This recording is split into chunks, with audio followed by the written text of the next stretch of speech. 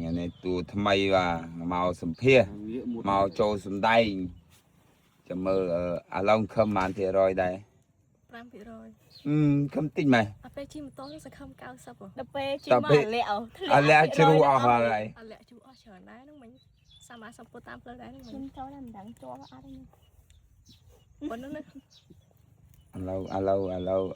ឡូវខំម៉ានភាគរយ 5ទេបងបើតន់សុភាហងឥឡូវ5សិន 5សិននេះ ហ្នឹងហើយ ឥឡូវបងប្អូនចាំចាំ ចាំមើលតទៅមុខទៀតវាយ៉ាងម៉េច ហ្នឹងហើយចាំមើលវីដេអូវគ្គ2តើទៅមុខទៀតជាប់ឬក៏ធ្លាក់ណា ធ្លាក់បាត់មុខហើយឡើងឃើញ ហើយបើថាជាប់នៅនឹងហូត ចា ហើយអត់មាននេះអត់មាន